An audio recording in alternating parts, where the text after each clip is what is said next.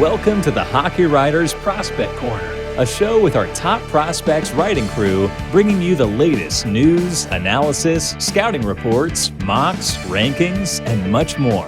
From the World Juniors to the NHL draft floor, from the farm to the NHL, our team covers everything that happens in the world of prospects. So sit back, grab a notebook, and get ready for Prospect Corner. Prospect Corner.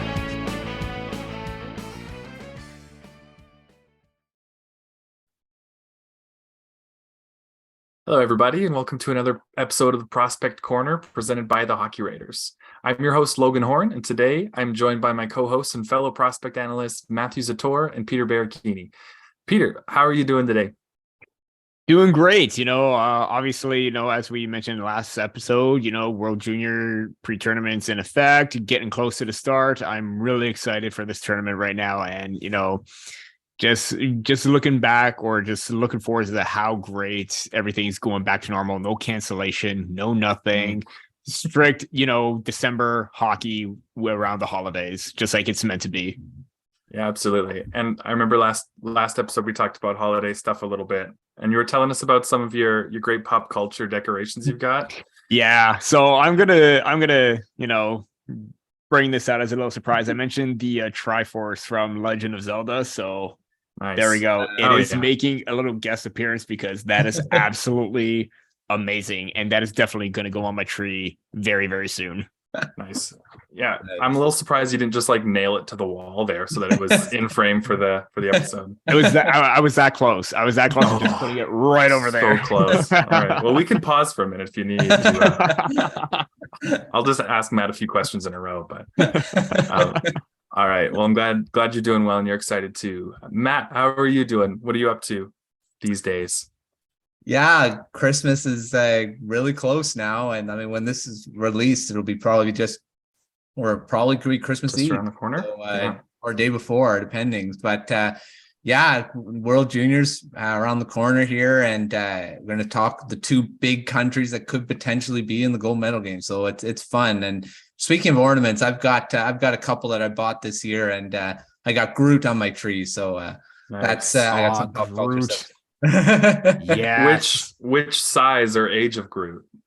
It's I believe it's a teenage Groot. Okay. Yes. That's fine. Okay. Yeah. Nice. I tried to find the baby Groot. He's the best one, but all sold out. Probably everyone loves baby Groot. Still an acceptable answer though. Yeah. Awesome. All right. Well, as you guys both mentioned, we're very excited about the holidays, but also about hockey starting. Well, a different type of hockey starting up soon, a big tournament that we always love. So before we get started with this next section of our World Junior Championship previews, where we're going to talk about Team USA and Team Canada, we just want to let you know that this week's show is being brought to you by The Morning Skate, a daily newsletter delivered to your inbox Monday to Friday, jam-packed with the best hockey stuff on the planet. It's a daily dose of the latest NHL news, rumors, history, funnies, quizzes, and more. Just a little hockey fun and information brought to you every day of the week from the Hockey Writers. Check the description of this video for a link to sign up today. All right, so as I mentioned, we are going to be talking about Team USA and Team Canada, some of the greatest rivals in the World Juniors every year, and some of the best teams that we've seen in some pre-tournament play and looking at selection camps. So we're going to start off with Team USA, and let's see. Matt, I'm going to come to you first here. So in their selection camp and in some pre-tournament games, Team USA has shown some glimpses of a top line made of Logan Cooley, Cutter Gauthier, and Jimmy Snuggerud. Do you think that will be or could be the highest scoring line in the tournament? Because there's a lot of firepower there. Yeah, it very well could be. I mean, you got two of the top guys in the NCAA right now, and that's insane. The scoring these two guys are doing, Logan Cooley, Jimmy Snuggerud. And, when Snuggerud was drafted by the St. Louis Blues, a lot of people thought he was drafted a bit high. But I don't think so. The way he's showing it, I don't think he was drafted high at all. I think he was drafted probably where he should have been. But yeah, that line is going to be amazing to watch throughout the tournament. And if you want some great hockey, just watch Team USA and of course Team Canada too, because these two teams are going to be scoring a ton of goals a lot of teams aren't going to be able to stop them, and this line is probably going to lead the way. But they're not the only, like, we're going to talk about a few other forwards, but they're not the only ones too. I mean, you got that line, but then you're going to be faced with a second or third line that's just going to be just as dangerous. So I wouldn't want to play the US. They just got so much firepower. Like that top line is just it's insane. I mean, all three of them can score, all three of them can pass. Yeah, I'm excited to watch that line, even though I'm going to be rooting for Canada. But sure. Yeah, US is going to be fun to watch. Yeah, you're right. That's not the only place that's not the only line you have to be scared of, because I think it looks like Chaz Lucius and Wrecker McGroarty are on that second line, and they've been looking really good as well. As long as Chaz Lucius is at full health, I know he was kind of in and out at their selection camp, taking breaks and trying to recover so that he's ready to go for the tournament. But that would also be a pretty scary one. Mm-hmm. Peter, I'll come to you. Team USA has shown in some pre-tournament play a line of Logan Cooley, Cutter Gauthier, and Jimmy Snuggerud as their top line. What are your thoughts? Do you think that could be the top scoring line in the tournament? Yeah, like Matt said, it definitely could be. I mean, obviously all eyes are going to be on that Othman, Wright, Bedard line for Team Canada, because let's face it, they already looked fantastic in that game against the Swiss, and had some dangerous chances as well against Slovakia. But at the same time, that line of Cooley, Snuggerud, and Gauthier definitely has a potential or a great balance that could match that of Canada's top line as well. Both Snuggerud and Cooley are 1-2 in University of Minnesota scoring, both point per game players. And even Cutter Gauthier right now, he's looking pretty sharp as well. And they got a great blend of size, skill, speed, and, that work ethic that's just going to wear and tear the opponent down nonstop throughout the whole entire game. And, obviously, Gauthier has 16 points in 13 games, another point per game player for Boston College there as well. So you got three players that are like producing very, very well as freshmen.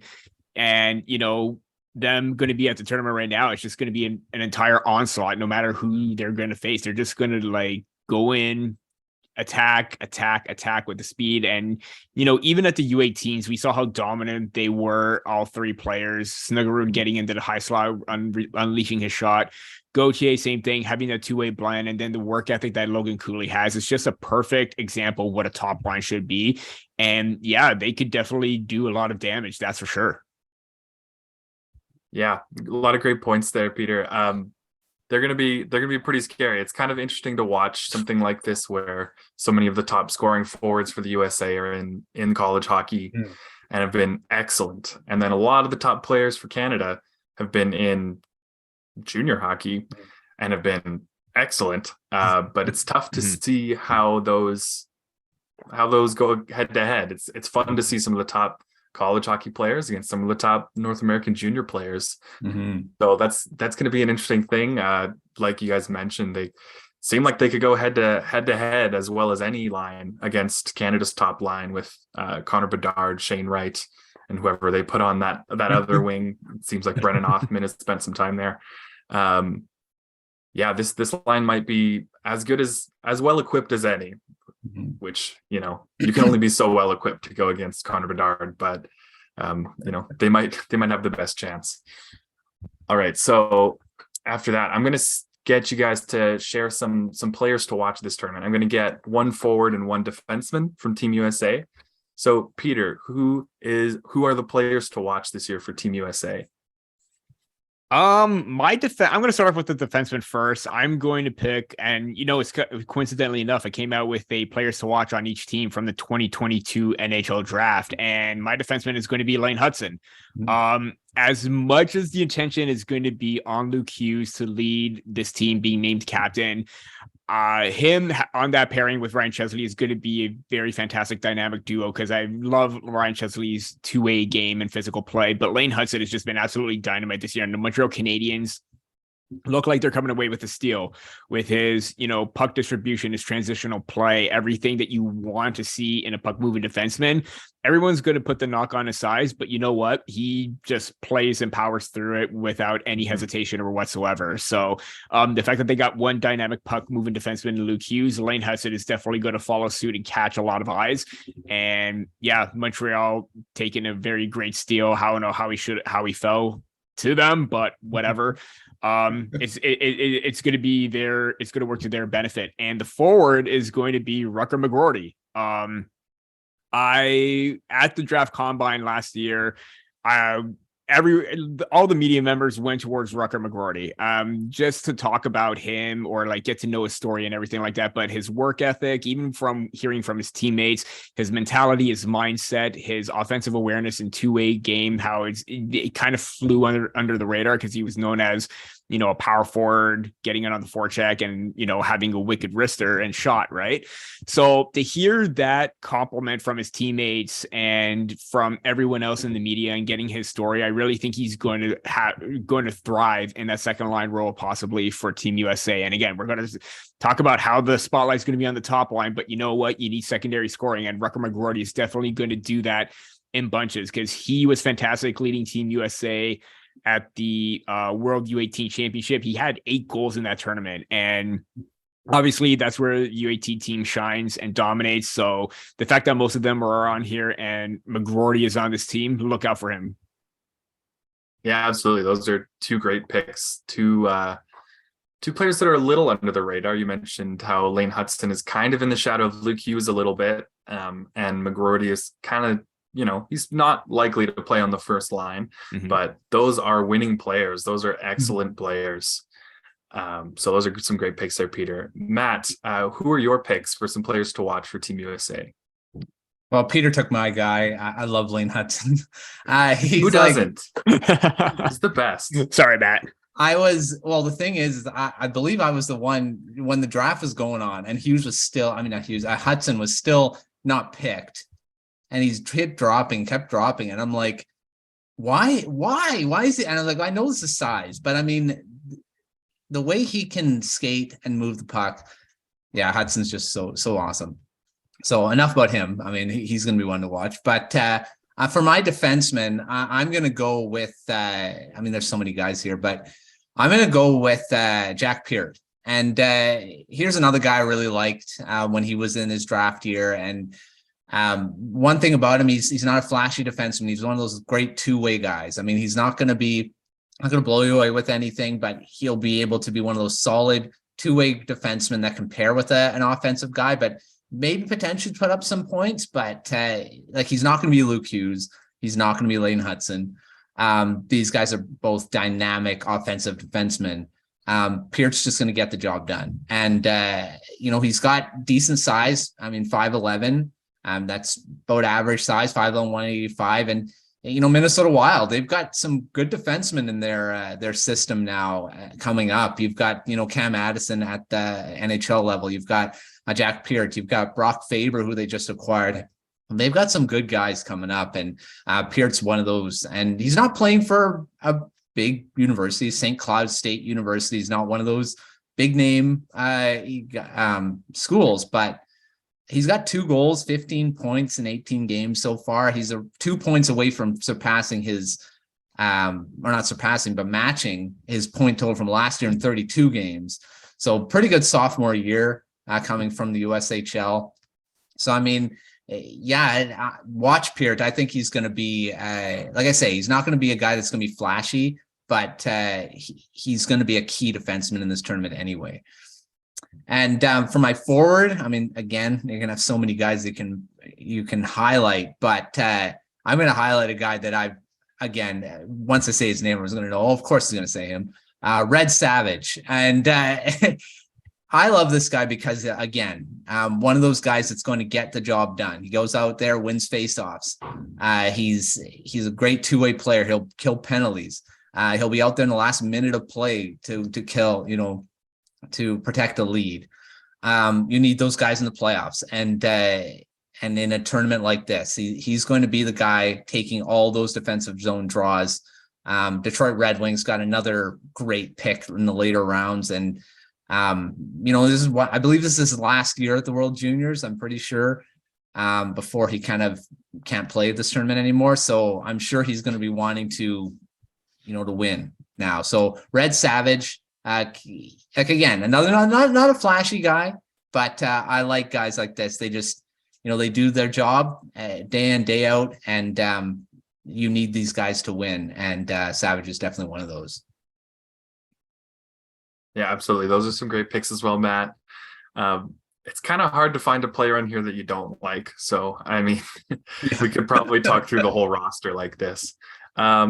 We already mentioned that top line, so I won't use them as my players to watch. But for a forward, I'm going to go with Gavin Brindley, who is he's on the fourth line, likely fighting to stay in the lineup. He's a 2023 eligible draft prospect that I really like. He just made it into my top 32 of my first rankings, but he's already risen higher than that for me since then. He's a smaller player. He plays for the University of Michigan. I believe he's 5'9", and there's a lot of shades in his game of Logan Stankoven. Not saying he's quite at that level, but he's the smaller player who is determined to not let his size affect his game. He is just like a little Energizer bunny that just does everything at every moment and is smart and skilled and works incredibly hard. He fits in any spot. Like for a lot of the season so far in the University of Michigan, that stacked team, this 18-year-old has been the second line center behind Adam Fantilli, which is really impressive for a freshman. And so I think he's just going to keep rising up, and I wouldn't be surprised if he rises up the lineup for Team USA at this tournament, because they may end up needing a little depth scoring, because they've gone with a lot of two-way players in the bottom six, try to balance out some defense and goaltending issues. And Brindley is dropped right in there, but he's a little more offensively tilted, and I think that could be huge for USA when they need some goals from someone other than their top line. For a defenseman, I'm going to go with Ryan Chesley, because he is one of two defensemen on all of Team USA that are 6 feet tall or taller. It's him and Luke Hughes, and he's just 6 feet tall. So, I know it's kind of a no-no to say that size is that important, like being tall, but it tends to help a lot of times with defending. Like if you watch that pre-tournament game between Canada and Switzerland, Liam Bischel wasn't great, but there was quite a few plays where he just kind of squared off and Canada couldn't get through him because he's just a brick wall. He's a large guy. And USA has a lot of small defenders. 6 of their 8 defensemen are under 6 feet tall. So the larger guys on the team are going to be asked to do a lot of defending, to play very physical and to shut down plays whenever possible with their body. And so I think Chesley's going to be huge with that. It looks like with the pre-tournament game this week, he's playing with Lane Hudson. So that kind of doubles the importance of his defensive game. When you're paired with someone who is so electric offensively, you want to enable them to be the best they can be.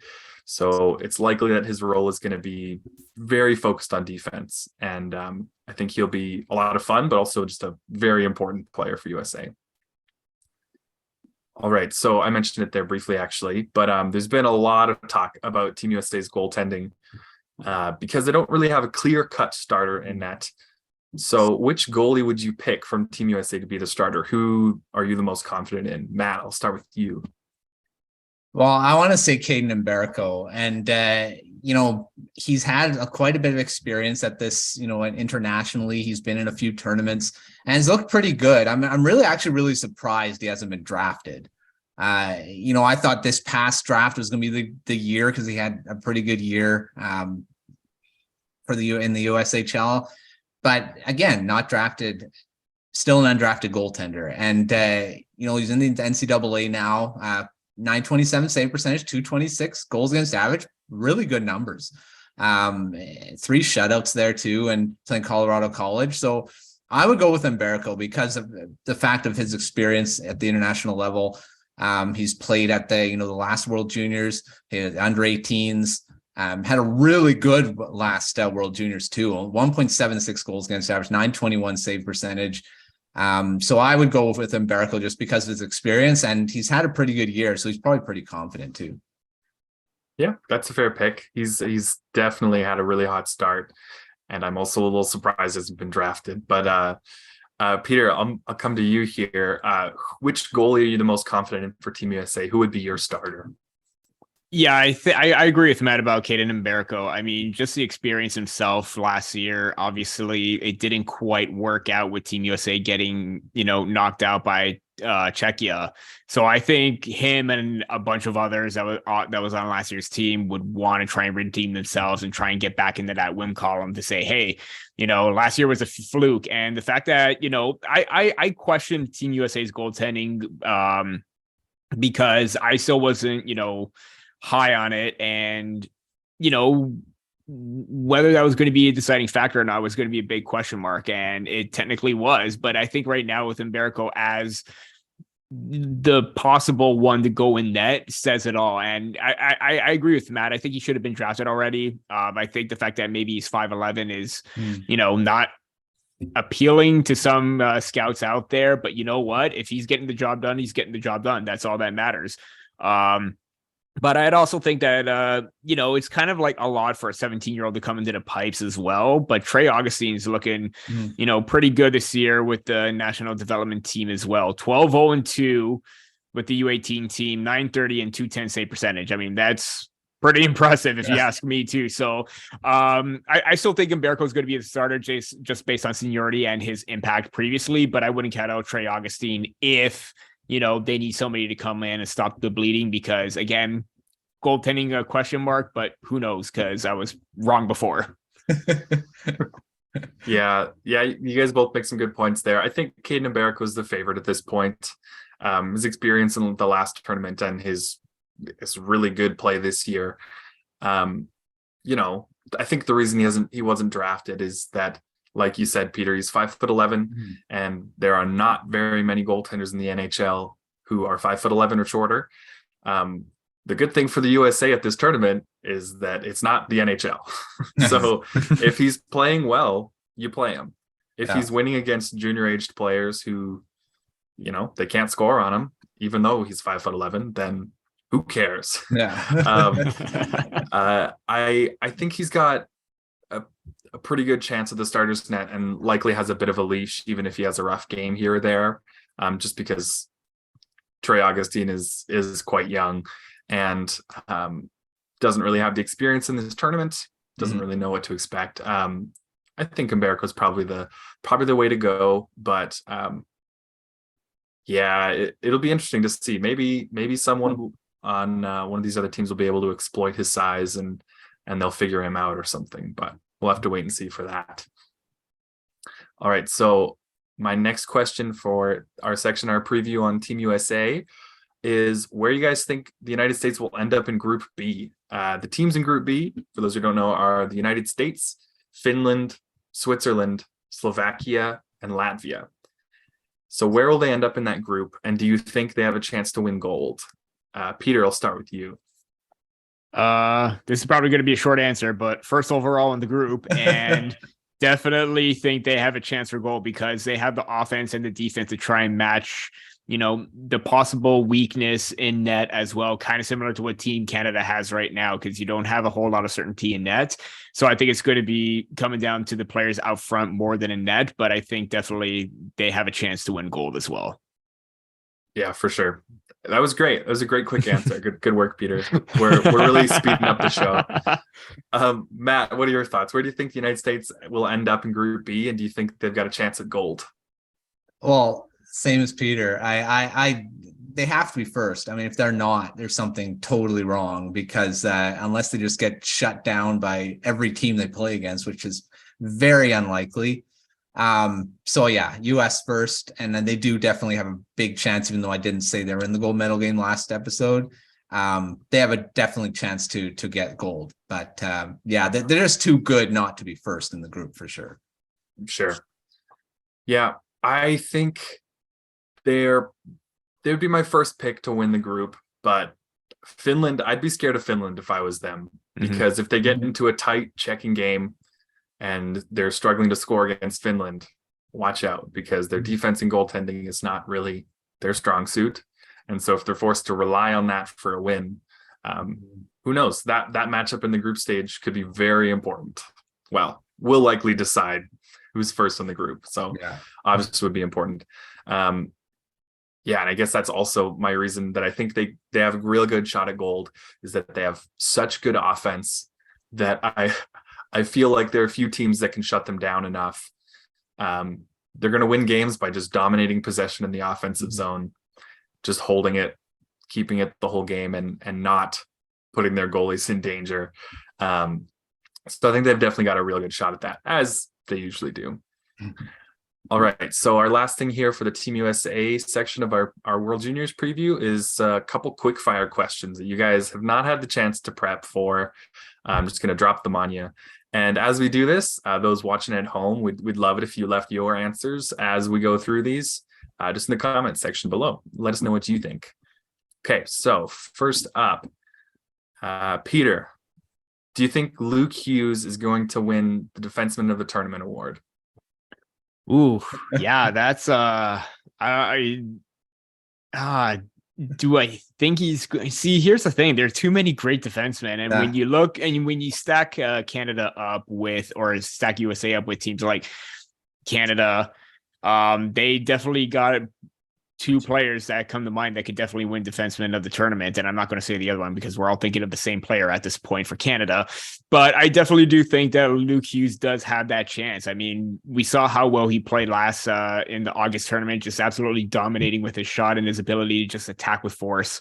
And not only that, his defensive game has improved overall. So I think you're going to see that two-way game and a little bit more confidence or a little bit more stability defensively as well, not just rely heavily on just, producing points. So yeah, definitely a possibility that he can win it. It was a very diplomatic answer. I appreciate it. Matt, what do you think? Is Luke Hughes going to be named the defenseman of the tournament this year? Yeah, he's got a big chance. If one thing, the Hughes family, I mean... well, what did their parents give them? I mean, these all of them are just going to be. Two of them are already really great, and Hughes is just going to add. Luke is going to add to it. But yeah, he's definitely has the chance of being there. He's on the same pace he was in college, same type of point totals. Yeah, and he's going to be their best player. He's probably going to be their best. They're going to play a ton. He's probably going to play all the minutes in the tournament too. So I'll have a chance to put up a lot of points, power play and all that too. So definitely a chance, but like Peter said, there's a ton of great defensemen in this tournament. Lots on this team. Lane Hutson could give him a run for his money, playing on the power play as well. But he'll probably get a point on whatever Hudson does, but yeah. Maybe. Yeah. Maybe. But yeah. And then Canada has their defenseman too. So he has a chance, but it's not a guarantee. That's for sure. Yeah, that's true. And actually, Team USA at least in their development camp, I didn't notice if they've done in their pre-tournament games. They've actually been toying around with a old school power play with two defensemen because they have so many incredibly talented defensemen that are just a better option. So that could be something fun to watch. Yeah, that's nostalgia at its finest. Yeah, absolutely. I think Luke Hughes is going to have a great shot at it because he was outscored significantly last year by Olen Zellweger on Canada. So was every other defenseman in the entire tournament. But points alone weren't enough for Zellweger to be named defenseman of the tournament because it seems like the voters take a little more into account than just output, especially if it's just power play output, which was maybe not just, but if it's mostly power play driven points. And I think his two-way game is just so mature, and I think he could be in the NHL right now. So I'm very grateful that he's at this tournament instead. And if I had to pick, I would say he's going to win it beforehand. But like you guys mentioned, there's plenty of other options. Okay. So next question here. As I mentioned before, Team USA has just 2 defensemen who are 6 feet tall or larger. They did get quite a few guys that they feel good about offensively, and then a couple two-way guys, but no big defensive stopper guy. Do you think Team USA made the right decision selecting the mix that they did, even though the players are a little smaller? Or do you think they'll regret it when the games get a little more physical, maybe against Finland, maybe Canada? Matt, we'll start with you. Well, I mean, all their defensemen are good both ways. Well, I mean, they do got Lane Hudson, who's more offensively inclined, but they could have problems against teams like Canada. Look at Canada's defense; they're all over 6 feet, except for Zellweger, who's 5'10". So I mean, they've got, Canada's got size, and we talked about Sweden being undersized on defense. So I mean, they're going to go against teams that are going to be about the same, but they could have trouble with some of the bigger teams. But again, size I don't think matters as much as it used to. I think if they can keep the puck, again, it's about puck movement, and if they can keep it away from the forecheck, then they don't have to deal with that physical play. So yeah, that's a good answer. That's a fair point there. They did really focus on two-way guys, so they hope that that's enough, and that the size differential isn't too big, because it's not like they're going against 30-year-old seasoned pros or anything. So yeah, it's a different game here. Peter, what are your thoughts? Team USA focused on a lot of two-way defensemen. Only 2 of them are 6 feet tall or taller. Do you think they're going to regret that decision when the games get a little more physical, or do you think they made the right call?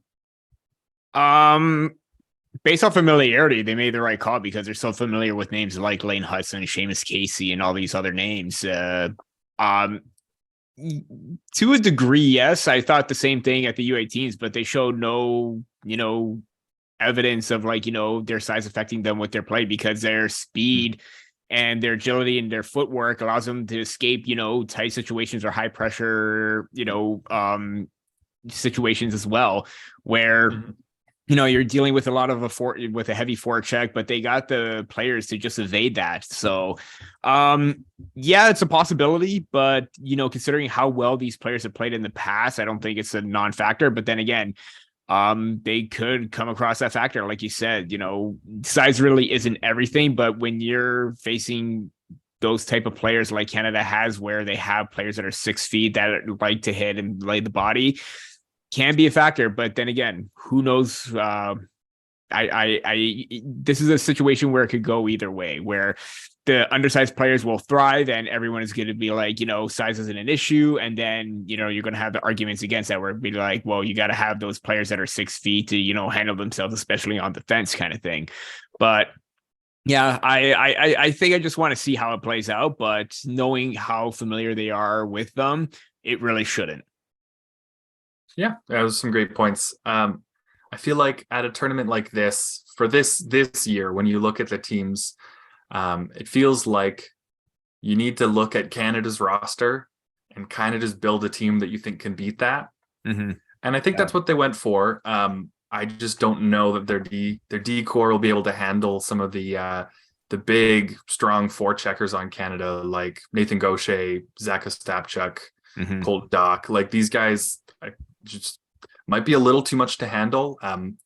Maybe you can just skate around them, though. Like, that sounds like a silly answer, but like, you look at some of those guys on USA's defense, and if anyone can do it, it'll be them. So yeah. We'll see. Okay, and one last quick fire question here before we go to our final team. I want you guys to give me your predictions for all of the medals at this tournament: gold, silver, bronze. Who are you picking, Peter? Gold, Canada, US, silver, and I'm going to say Czechia, bronze. Ooh, I like it. I'm going to go a little bit crazy this time. Yeah. I like that. I like that pick. It's a good one. Matt, who are your picks? Gold, silver, bronze. Yeah, I did say Sweden was going to be in the gold medal game, but just looking more at US now, I mean, they're so stacked. So I'm going to go same as Peter with the gold and silver. So Canada gold, US silver, and I'm going to go with Sweden with the bronze. I think they have a good enough team to come away with that. Yeah, that's a good one. I'm just gonna switch it up a little bit so we have something different. I'm gonna say USA gold, Canada silver, and Finland for bronze. Nice. I think it could be another heartbreaker, like when the Zegras and Spencer Knight Team USA upset Canada after their crazy year. All right, so now we're just gonna take a quick break, thank our sponsors before jumping back into our preview for Team Canada. So I just want to let you know that this show is brought to you by Sports Fan Side Hustle, a new digital course that teaches passionate sports fans how to make a lucrative side income off their love of the game. Get off the sidelines and into the game with a course that will teach you more than 14 different and easy to start methods that any sports fan can use to make a steady part-time or full-time income. All you need is the internet, a computer, a passion for sports, and a few hours a week. Go to sportsidehustle.com to get the absolutely free startup guide that will help explain 4 keys to unlocking this income opportunity. Again, that's sportsidehustle.com and get started today. All right, so we're going to jump back in here with our World Junior previews, this time with Team Canada. We are all in Canada, so this is the one that we are waiting for, I suppose. But also, they are just one of the big teams every year, and this year is definitely not an exception. Canada has 3 young players in Shane Wright, Brent Clarke, and Dylan Guenther, who have each played NHL games this season, and some AHL games, but those, like a lot of NHL games. So what advantage does that experience give Canada in this tournament and those players individually? Peter, I'll start with you. Yeah, that advantage is huge. I mean, anytime you get, players on loan from the NHL, it's a big advantage, because we talk about players returning the previous season, how that's like a big advantage for them. This is even bigger because you have that pro experience. And, obviously Shane Wright with the Seattle Kraken, Dylan Guenther thriving with the Arizona Coyotes, but Brent Clarke going has just been a long time coming, because this is a player that I thought should have been going the last two tournaments because of his ability to be a strong puck moving defender. His play at the U18s is very strong, and not only that chemistry with Shane Wright and Othman too. Again, I'm going back to the Don Mills Fire team that just dominated the GTHL a few years ago, and Brent Clarke was one of their top 3 players. So the fact that he's here, getting that opportunity is huge, and it gives Canada more balance on the back end in terms of, like, you're not focus on puck movement, but he's developed his defensive game as well. Kind of like Luke Hughes, where he's a solid puck mover, but he's able to refine his defensive game, and it gives them balance. Kind of like Zellweger on the top pairing. You have Clarke on the second one to, and they're paired up with a kind of 2-way stay-at-home kind of player to match their offense. So the fact that he's going is going to be huge for them. Obviously, we talked extensively about Shane Wright, even Dylan Guenther at times. So this was more about Brent Clarke, but all 3 are going to be playing a very pivotal role for Team Canada as, the leader and the leaders of this team with pro experience. Yeah, absolutely. I think I agree with you very strongly that it's been a wild surprise that Clarke hasn't been on this team the last 2 tournaments, but glad he's really getting his shot now. Matt, I'll come to you now. Canada has 3 players in Shane Wright, Brent Clarke, and Dylan Guenther who have played NHL games so far this season. What advantage does that give the players and Team Canada in this tournament? Yeah, it is big. I mean, like Peter said, I mean, all these guys have played against NHL players, and Guenther in particular has thrived against them. I mean, he's one of the better rookies in the NHL. I mean, there's so many other rookies that have done better than him point production wise, so he's not really in that Calder Trophy talk yet. I mean, he may. I mean, you never know. But he's been really good. I thought he should have made the team last season, but Arizona doesn't have to rush anyone. But yeah, this year he's come in, made the team, and he's been really good too. So he's going to just transfer that over. I think Guenther's just one of those guys that are just, like I say, I believe I've said this a few times. He's going to be a 30-40 goal scorer in the NHL in his prime. So the fact that Arizona's got him, and we talked with US with Logan Cooley. There's another one. I mean, they could be playing on the same line at one point. But yeah, Guenther, he's been good in the NHL, and I think it was massive that that Arizona let him go. I mean, if they were playing better, maybe they wouldn't have. But say whatever and let him go because they don't need him to win. So I mean, well, they don't want him there to help them win. They don't want him to help them win. So yeah, and then Brian Clarke, I won't say too much about him because Peter basically just covered it. So yeah, and then Shane Wright, as much as everyone's kind of, and we've said this on this show, the ice time that he's getting in Seattle, he was down the AHL and just looked too good for the AHL. So, I mean, where should he be? I mean, I guess he should be in the NHL, just probably getting more minutes. So this is going to be great for him to get a ton of that first top line type minutes now. Yes, it's junior. Yes, it's the World Juniors, but maybe that'll be a springboard for him to come back to the NHL and, maybe get some more ice time and start scoring some goals. So, yeah, these three are going to be massive producers for this team, and NHL experience is just great. Yeah, absolutely. It's huge. I feel like for the players, the advantage is that they've done everything all the other players in the tournament have. They've played games, they've worked out with their team, and they've fought for spots in training camps. They've just done it at a much higher level.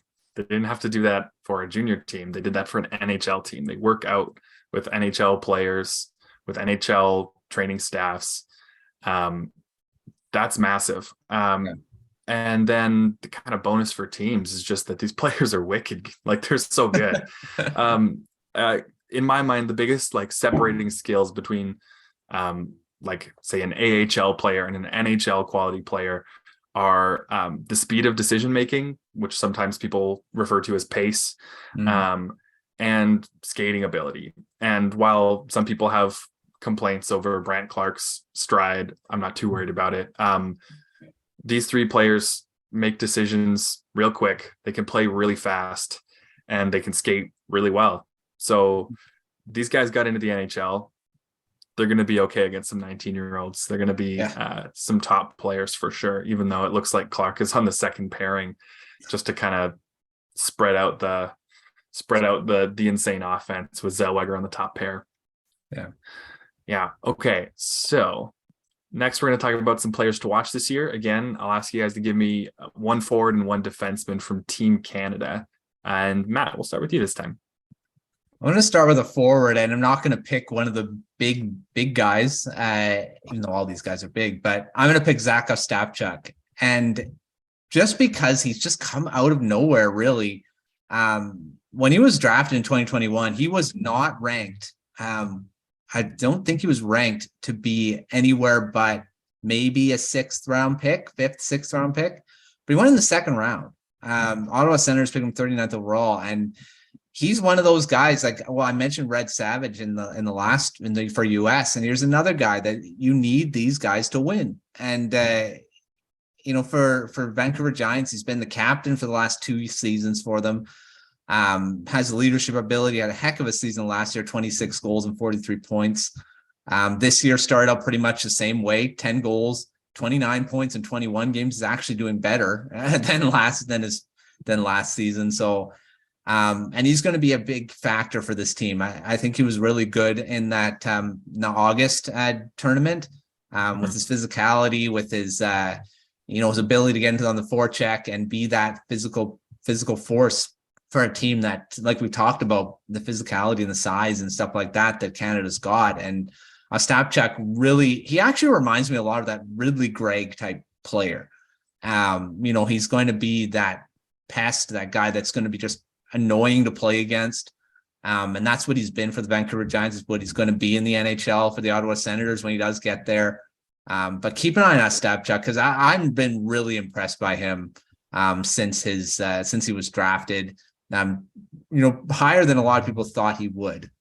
I thought he was going to be available to the Canucks later on, but of course went way higher than that. So Ostapchuk's my forward. Defense, I mean, we've talked about a few guys already, but I'm going to go with a guy that was drafted a lot higher than a lot of people thought, Nolan Allen, the Chicago Blackhawks, which, I mean, the Blackhawks have three defensemen for Team Canada in this this tournament. Korchinski, Allen, and Del Mastro. And and Nolan Allen, there was a lot of talk, and we talked about on this show with Greg about him being drafted so high. I still think he was drafted too high, but he's still a ridiculously good defenseman. He's still going to be that type of guy that's going to be, if you don't know, I love these type of two-way defensemen, and Nolan Allen is one of those. I think he's going to be a good pairing for an offensive-minded guy. Can skate really well, more of a two-way defenseman. But so Nolan Allen is my pick to watch on Team Canada. Again, not a flashy defenseman, but he's going to be needed in a tournament like this. Yeah, that's a good one there, Matt. Nolan Allen is going to be very important, like you said. Also, yeah, Chicago Blackhawks fans, watch Team Canada. Yeah, Colton Dock, also Blackhawks prospect. So this is the team to watch if you're a Blackhawks fan. There's 4 players, and they're all going to be playing pretty good minutes. So, Peter, we'll come to you now. Who are some players to watch for Team Canada? 1 forward, 1 defenseman. Yeah. Zach Ostapchuk was a really good one. He was one that surprised. It took a big step last season, which was really big for them. I'm gonna say Nathan Gauthier. You want to see you if you wanted me to say Connor Bedard, Shane Wright, Brendan Othman, Adam Fantilli. Yeah, we're picking somebody else right now. And I'm going to pick Nathan Gauthier because, this is a guy that plays a very sound, solid two-way game, but he's very physical, very fierce on the attack, isn't afraid to play the body. He's going to be physical and in your face nonstop. And the fact that he has that offensive game to him as well. I believe he was on that QMJHL line with Zach Dean and Joshua Waugh. And they looked pretty good as a unit throughout the pre-tournament. So keep an eye on him because he's a guy that's going to be being a player in all situations, whether it's probably second power play, penalty kill, 5-on-5. He's going to be a main factor. And I liked his game last season throughout the draft year. Maybe a little bit high for the Anaheim Ducks, but hey, they saw something in him and that was a really good pick for them to take him in the first round. My defenseman, fortunately, isn't going to be one of the 3 Chicago Blackhawks on the back end, but it is going to be one from the Nashville Predators, and that is Jack Mateer. He was drafted in the 4th round, 124th by the Nashville Predators, and I've actually really liked his game, and he's had a steady progression throughout his OHL career. Obviously, he missed a lot of time because of, that missed season in the OHL, but he looked pretty steady at the U18 tournament and wasn't, one of those players that had affected or was affected by the missed time. The following season, 29 points.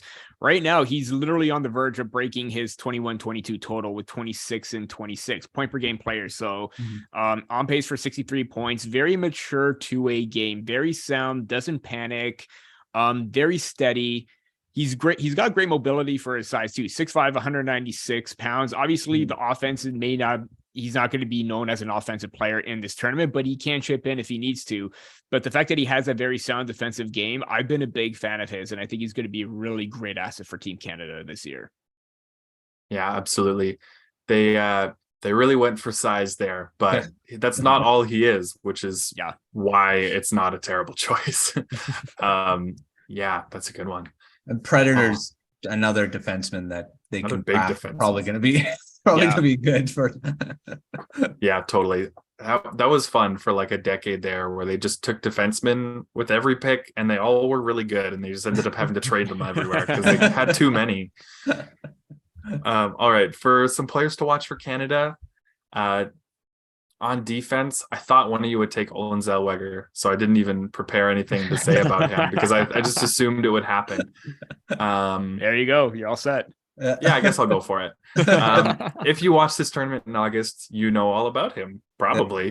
But truly just one of the most fun players to watch because his skating is like absolute top tier, especially for the age group, but just in general. Like, you put him in like an NHL practice and he's going to skate circles around some of those guys. He's so agile, excellent edge work. He's just smooth and it's a joy to watch. Honestly, I just enjoy it. So even if he wasn't so good offensively, I would still enjoy watching him. But he has just a brilliant ability to set up plays, make some easy goals. This year in the WHL, he's actually been scoring a lot more goals, at least scoring at a much higher rate than he did last year. So I think you can probably expect him to take a few more shots than you saw last year and hope for some tip-ins. Offman has been posted up in front of the net on the first power play unit, and he's pretty good there at either some deflections or trying to just get in the dirty areas after a rebound pops out. But yeah, Zellweger is my pick to watch. He's likely going to be on the top pairing the whole tournament, top power play unit, and he's just a lot of fun to watch. My forward, I'll do another cheating one that I thought someone else would do, and is like a kind of the cop out answer. I'm gonna go with Logan Stankoven, not just because he's my namesake, but partly because he's my namesake. I feel left out. We need to have a Peter prospect somewhere. You know, that's right. Yeah, who do we have? We'll find someone for you. I'll find somebody. I'm gonna do some digging around. You know. Yeah, Peter Hauser is playing for. There you go. The Slovakia. There you go. There's one. It's not spelled the same way, but it's close. I'll take it. Yeah, we'll take it. So Logan Stankoven, if you saw him in last year's tournament, was just incredible. He earned a ton of respect and responsibility. Obviously, he's got the great story of being just overlooked in the draft, way longer than he should have been, and then just being absolutely incredible ever since. And in last year's tournament, he won an insane amount of his faceoffs, like was just dominant in the faceoff circle, which is huge. Whether you're on the penalty kill, the power play, or even strength, like that's how your possession starts. If you want possession, get good at winning faceoffs. And he was incredible last year. So I can only imagine he's better, the same. If he's the same, that's incredible. So we'll take the same. But he's also just a ton of fun to watch. He's built like a fire hydrant. You think he might be easy to knock over, but then you can't knock him over. You can't do it. His center of gravity is so low, and he's so thick and strong for someone his height. And so, those are two short guys that I recommend watching. Two short kings on Team Canada. That are going to be a ton of fun. So, those are our picks. All right. So actually, this one is pretty similar to Team USA, because much like Team USA, there's been a lot of noise about Team Canada not having a clear starting goalie, or at least not having a clear top goaltending prospect like we've seen in previous years with like Spencer Knight for the US, or Sebastian Kosa for Canada, Jesper Wallstedt for Sweden, all these guys, Yaroslav Askarov for Russia. Canada doesn't have that clear-cut guy right now. Which goalie would you pick for Team Canada to be the starter? Who would you trust most? Peter, we'll start with you. Ooh, this is more difficult than the Team USA one. Yeah. I'm going to say that because, obviously I'm looking back at the U18 roster. Both Milic and Gaudreau were goaltenders. I believe Milic didn't get a whole lot of playtime, but Gaudreau was the starter for Team Canada at that tournament. And I think you got to go. See, this is really difficult because I don't know who to pick because it's up in the air right now. And I'm probably just going to rabble on and on until I pick a name. But I mean, it's difficult because both Gaudreau and Milic got their, audition to try and prove their worth. But Gaudreau went 5-0 for Canada. There's that familiarity at the U18 tournament. And, Thomas Milic, unfortunately, he did play 2 games. He was 2-0, 975. So it could go either way for both of them because both of them looked really strong in the pre-tournament. This is a real toss-up, especially right now. Do you go with, a drafted goaltender or one that hasn't been drafted but still shows a lot of promise in Thomas Milic? So, I hate to be that person and just say I don't know, but I really don't know because it could go either way for both of them. They both look steady in net. Okay, I'm not going to accept that, Peter. I'm not going to accept Thomas. I need an answer. Oh, there you go. That's easy. Thomas Milic was fine. Your gut reaction? Yeah, go with the gut reaction because he did look. I mean, it was an easier opponent than Gaudreau against Slovakia, but I still think he still has some composure. And, I think because it's not necessarily very WHL, very heavy team, but I think with his experience, the fact that he's played very well, I think I'm going to go with Thomas Milic. I'm probably going to be wrong, but let's go with Milic. No, it's a good call. I'm just messing with you. It's all good. You can have non-answers. It's going to be fine. Yeah. Everything's okay. And I go back to my non-answer. Okay, perfect. Okay, not Milic. Nobody again. All right. I'll come to you now, Matt. What do you think? Team Canada doesn't really have a clear starting goalie. If you were in charge, who would you pick? Who are you most confident in? I love Thomas Milic, so I'm picking him. From New Westminster, pretty close to where I live. So I mean, homeboy, I'm gonna go with him. He had such a great playoffs for the Seattle Thunderbirds. A very surprising, performance in the playoffs there. Ridiculous numbers: 2.29, 925 save percentage, 2.29 goals against average. I mean, and he he wasn't this clear-cut starter for the under 18s, but a very strong effort. And talk about Baracchini not being drafted yet. Why hasn't Milic been drafted yet? I mean, I think he had a good enough season last year to be drafted in the 7th round. Like, come on. But again, not drafted. So, and he's been to training camps too. I think he was with the Seattle Kraken at their training camp not that long ago. I believe he was there. So, yeah, I would go with him. Gaudreau's not a bad choice too. I mean, he had a great under 18s. He is a drafted prospect from San Jose Sharks. So if you're going for pedigree, he'd probably be the guy. But I'm going to go with Milic because I think he deserves it. I think he deserves to be the starter. Yeah, that's a good point. I was thinking about bringing that up too, actually. Milic's playoffs last year, the WHL for the Thunderbirds, very impressive. Really gave them a shot when they made that late run and then a incredible playoff run for a team that nobody really expected to do that much. I think I would also go with Milic over Gaudreau. I mean, as you said, some of these pre-tournament games, he's looked a little better. And I mean, you look at the regular season numbers right now, and Gaudreau is struggling a little bit in the OHL. He looked good enough in selection camp to beat out some other guys, which is great. That'll help build some confidence. Even just getting selected to be on Team Canada helps build confidence. But Milic would be my pick as well. I think that's the safest bet. Though, yeah, go ahead. I was about to say, surprised that wasn't a rapid fire question because that was difficult. Yeah, true. I could have brought that one on you guys, I guess. I'm good being thing nice. We all agreed on Milic, though. Yeah, good thing. No, you agreed on no answer. No answer. Actually, so. All right. So we'll go to one more question here before we do some more quick fires, actually. We're going to see, where do you guys think Canada ends up in Group A? Yeah, that is, Group A is made of Canada, Sweden, Austria, Germany, and Czechia. And what will it take for Canada to win gold? Matt, we'll come to you first. Well, first in the group. I mean, that's just hands down. They're just too good to not be unless something happens. And like, we never know. It's happened before where teams been knocked off. But I'm going to say first. I mean, Sweden has the best chance of doing it. But I think Canada's just too strong.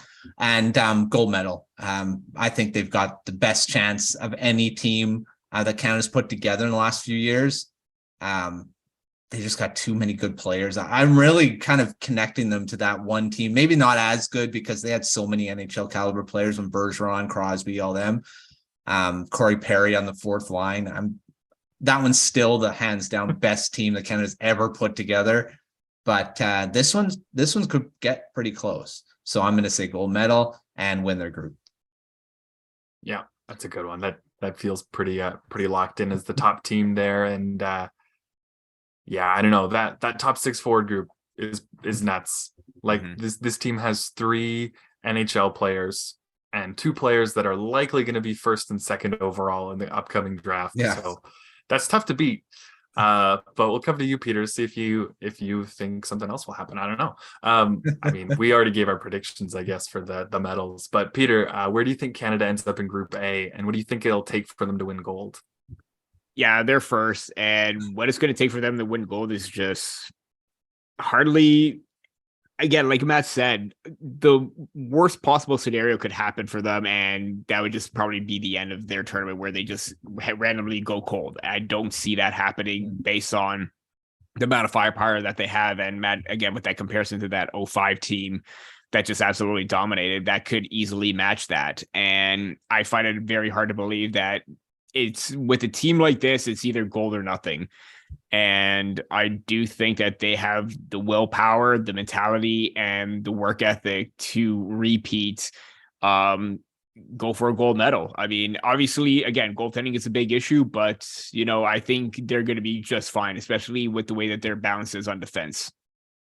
Mm-hmm. Yeah, that's true. They really tried to balance out that decor, and yeah, I don't know. It feels like this is their tournament to lose. Yeah. And like you said, Peter, it's gold or bust. Anything but gold is a disappointment for a team that's stacked. Yeah. I feel they're not going to need goaltending. I mean, if they don't allow more than 10 shots a game. So yeah, who knows? So actually, I have a question kind of on a similar topic here. And I'll go to you, Peter. Actually, yeah, Peter, I'll start with you. If you are the coach of an opposing team, what do you try to do to stop Canada? Like, good luck. Like, you just wish your guys luck. Good luck. I mean, as a coach, you always try to find flaws and weakness in the opponent's game, but just the way that Canada is built, there's hardly any flaws to their game because you have the scorers, you have the shutdown players, you have guys that can do a bit of everything on this team, both up front and on the back end. There's really no flaws unless maybe you just try and bait them in and try and get them to take a lot of penalties. But other than that, I think this could be a very well-disciplined team based on the amount of skill that they have. But then again, anything is possible in the tournament where, you know, tempers flare, you get underneath their skin and it affects them. So maybe just be a little bit more tenacious on them and try to match their physicality and enforce turnovers. But given how responsible they are, it's very difficult. Yeah, absolutely. Matt, what are your thoughts? If you're the coach of an opposing team, what do you try to do to stop Team Canada?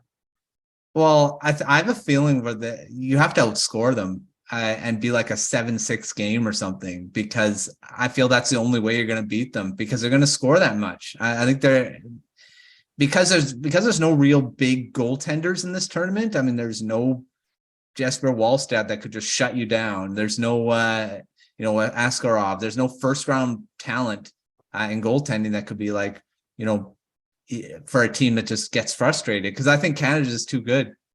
I think they can play every style. If you want to play a 1-0 game, I think they have the players to do that. If you want to play an 9-8 game, they can definitely do that too. I think they're well built, like Peter said. I think they've got all the players. Like, I don't think they have a hothead. Like, you don't have a guy that's going to take a ton of penalties like Steve Downey, you know, type player. Nothing against him. I think he was a really key player for Canada back then when he played, but he could be that guy that took so many penalties and he'd be killing penalties all the game. But I don't see a player on their team that can, you know, lose their temper and lose their cool.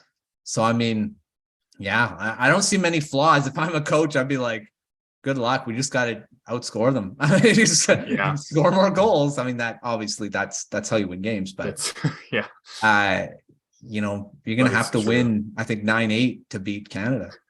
Yeah, it feels like you're going to have to outmuscle them on offense.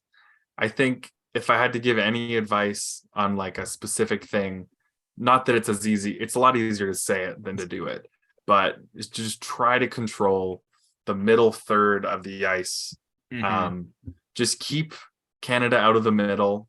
Your goalie will have a much better chance. And then also when you're trying to score, like, Canada's got good defenders and they're going to do everything they can to push you outside, to make it easier on their goalie, so that maybe the other team gets 15-20 shots, but like 3 of those were dangerous.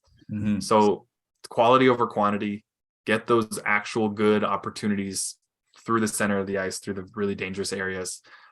As I said before, a lot easier said than done, but that would just be my absolute focus, because you're not going to shut down all of that offense. You can shut down some of it maybe, but there's no team built take all of that down.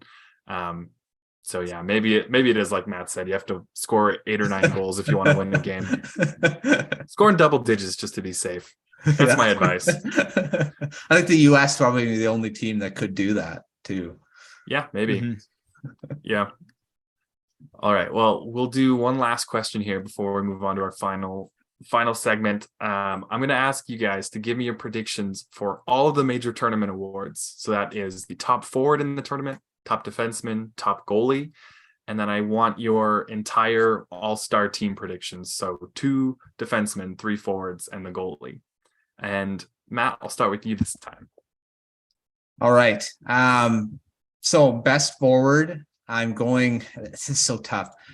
I'm going to say Connor Bedard. I mean, he's just been so amazing this year and last year, and in any World Juniors he's been in, he's been amazing. Under 18s, whatever you have. So, I mean, I think it's his to lose.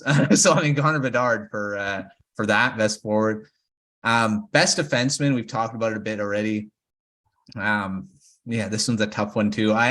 I'm going to say it's going to be Luke Hughes because I think he's just going to have so much opportunities to get that award. Play a lot of minutes, he's going to get a lot of points. He's going to be that good. I mean, he's pretty good two-way defenseman too. So even if you look at that, he'll have that too. So I'm going to say Luke Hughes for best defenseman. Best goaltender. This one's a tough one because there's not a lot of great goaltenders. Not over the top great, where easy like we did with Wallstead last time, where like Wallstead up throughout the whole thing. That's a tough one. I want to kind of lean towards the Team Canada goaltender because they're not going to have to deal with a lot. So because I said Milic will be the starter, I'll give it to him. I think he's going to be best goaltender. And nice. What am I missing? One that I forgot to mention, but I'll get you to do is the MVP at the end of the tournament and at the gold. Right, the MVP. Well, that's going to be Connor Bedard too. This is just his tournament. I think he's going to put together a Crosby type performance. He's just going to be. It's going to be fun to watch him do his work. So for MVP, and so then the media all-star team. This is going to be fun. I'm going to say Connor Bedard. Logan Stankoven. I mean, he's. Yeah, and then for third, I'm gonna say for Team so US, Logan Cooley on the US there. So there's the 3 defensemen. I'll go with Brandt Clarke, Team Canada, and Himo Salmi from Finland. I think he's going to have a heck of a tournament too, like Peter said in the last episode. So he's my defenseman, and then goaltender, because I said best goaltender, so it'll be Thomas Milic for best goaltender. For the goaltender on the All-Star team. Sure, on the All-Star team. Gotcha. Okay, those are some good predictions. I feel like you got some pretty good chances in there. Peter, can you give us your predictions, Peter, for top forward, top defenseman, goaltender, the MVP, and then your entire All-Star team prediction? Might have to sweep like Matt for Team Canada. Bedard. I actually, he said Luke Hughes. I'm going to do a clean sweep for Canada. Bedard top forward, Zellweger top defender, and Thomas Milic top goaltender. MVP Bedard. My media all-star team. I'm going to start from the net out. Milic, Hughes, and Zellweger. I mean, I'm probably going to be like a whole homer of like top players right now, but whatever. Forwards, I am going to pick Bedard, Cooley, Lysell. Lysell's a good one, yeah. Yeah, it's a good one. Okay, so for myself, top forward, it's going to be Connor Bedard. That's my pick as well. Top defenseman, as I kind of hinted at earlier, I'm going with Luke Hughes. And top goalie, I'm actually going to go with Carl Lindbaum for Sweden, just because he's been in Allsvenskan this year, a pro league, and he's been really good. So I think he might have a good shot there. Even though their defense is kind of rough, that could maybe actually help his case if they make it to the medal round, if they play for bronze, and he's a big reason why. I think that could definitely happen. And my MVP of the tournament will also be Connor Bedard. I think he's going to be. There's a decent chance he's gonna push some points records, at least get close to those, or maybe some goals records, because yeah, he's just on another level. So, and he's going to be playing with some excellent players, and the chemistry he's shown with Shane Wright so far in these pre-tournament games is just absurd. So then my media all-star team, I'm going to go with Bedard, Cooley, and Joakim Kamel. And then on defense, I'm going to go with Luke Hughes and someone else I mentioned last episode for Sweden, Adam Engstrom. I think he's just his defensive play is going to be huge for Sweden. They're going to rely on him really heavily. And then my goalie for the All-Star team is Carl Lindblom as well. That's my guess. All right. So hopefully one of us got some of that right. I think we'll all get Connor Bedard right. I really do. Yeah. Watch. We'll cut to 2 weeks from now and we'll have zero of it. Except for Bedard. That's the only one we'll get right. All right. So now we're on to our last segment, the way we like to end every show, and that's by sharing our prospect of the week. So, Peter, I'll come to you first. Who's your prospect of the week as we just get close to the World Juniors? I'm curious if you guys are going to pick someone who's playing or someone who is just off actually playing in their league right now. But, Peter, who's your prospect of the week? Yeah, unfortunately, it's not going to be someone playing in the tournament. And I was debating about this player last week, but I went with Andrew Crystal. But I'm going to say Matthew Maggio from the Windsor Spitfires, 5th round pick of the New York Islanders in 2022. He's just been absolutely lights out this season. 45 points in 28 games. That's just absolutely redonkulous in terms of, points per game, 1.61. Absolutely fantastic, but it's what he's been able to do over his last 4 games right now. Or he's actually recorded a point in his last, I want to say at least 10 games. I could be wrong. Again, I just did mental math in my head right now, so I could be wrong. So he's got a point in like 10 or 11 games. Let's just throw it up there. But in his last 4 games, he has 12 points, including a 5-goal performance on the 15th. So that is absolutely ridiculous of what he's able to do. And, we talk about teams wanting to try and find some late round talent in the 5th, 6th, or 7th round. Maggio could be one of them, and could he even be like one of those prospects that fly under the radar at some point. But really impressive of what he's able to do the last few weeks. Yeah, absolutely. He's been just found money for the Islanders. I'm also going to go with someone for my prospect of the week that's not at this tournament, and that's Aiden Fink. He's a 2023 draft eligible. Kind of under the radar right now a little bit because he's playing in the AJHL, in the Junior A in Canada for the Brooks Bandits, who have just been stacked for years, even before Cale Makar played there and kind of put them on the map a little bit. They were already just winning the championship every year, so they kind of just have that reputation. He is leading the entire league, the AJHL, in scoring as an 18-year-old, just over 2 points per game. He's got 60 something points in 31 games or something insane like that. And there are 19-year-olds, there are 20-year-olds in that league, and he's absolutely dominant right now. May not be someone that even ends up getting first round hype this year because he's on the smaller side as well, a 5'9" forward. But that scoring is undeniable, and some of his offensive habits and positioning give me some real hope for him as an early mid-round pick, maybe late 2nd, 3rd, 4th. I think he could be a pretty special player there. He recently went to the World Junior A Challenge just last week, and he led the entire tournament in scoring, 12 points in 6 games. And there's quite a few players playing in the top Swedish Junior League, tons of players in the USHL that were there. And he was by far the most impressive offensive player in the whole tournament. So keep an eye on him. Look out for that name. Maybe he'll start rising a little more. Looks like he's going to go to the NCAA, maybe as soon as next year, but for a little bit before trying to go pro. But Aiden Fink is my pick. All right, Matt, I will end it to you here. Who's your prospect of the week? I'm going back home here, and Danila Klimovic. And, he could be playing in this tournament if Belarus was not suspended. He would have been his last year, and there's no chance he wouldn't have been on Belarus.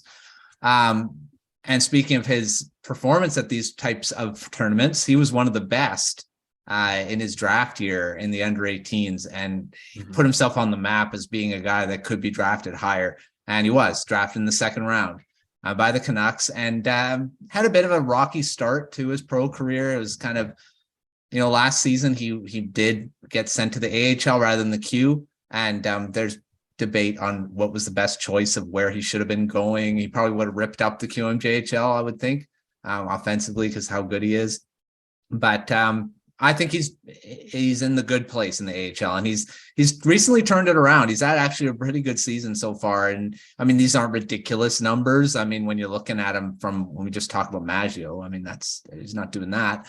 But if he was, I think Canucks fans would be jumping for joy. But he's got 4 goals, 11 points in 21 games, already halfway to his production from last year. He had 8 goals last season. All year in 62 games. And he's a +4 as well, which I think is a big thing for me. I mean, he was a -8 last season. His defensive game's gotten a lot better. He's learning to be more of, more of a two-way player, because I mean, he's mostly all offense. He's very creative. He's got an NHL caliber shot, but he is more the offensive side. But he's learning that defensive game. He's getting a lot better at that, getting a bit more production. His work ethic has improved as well. So I'm really excited to see his developments in the last few games. He's had a pretty good run of play. He's had most of his goals in the last 10 games. So he's recently turned it around. And, it was a bit of a scare. He was healthy scratched a few times, and everyone was kind of freaking out. And his agent came out on Twitter and said, no, we've talked about with the Canucks. This is the development path we're going. So I think everyone was worried that he was going to maybe request a trade or something. So, but no, he's on the right path. I think he's going to be a heck of a player for the Canucks in the future, and they could use all the help they could get, and especially where the team is right now and where they are. So, but Klimovich, still an exciting prospect for the Canucks. Yeah, absolutely. Someone who did so well in that, like you mentioned, the U18 tournament a couple of years ago. It's awesome to watch him finally starting to put things together at the pro level. So that's nice to see for sure. All right. Well, that does it for us this week. Thanks for tuning in to another episode of Prospect Corner. Make sure you subscribe to the Hockey Writers YouTube channel to make sure you don't miss the rest of our World Juniors previews. Actually, I guess all the rest are in the past now, but make sure you check them out before the tournament starts on the 26th. And also make sure you check out our site, thehockeywriters.com, for tons of World Juniors coverage over the next couple weeks, covering things as they happen, and a bunch of preview stuff preparing you for the tournament. All right. So as mentioned earlier, make sure you check out the Morning Skate newsletter as well as sportsidehustle.com. Thank you, Peter. Thank you, Matt, for joining me today. And thank you all for watching this week's episode of Prospect Corner. All right. We'll see you next time.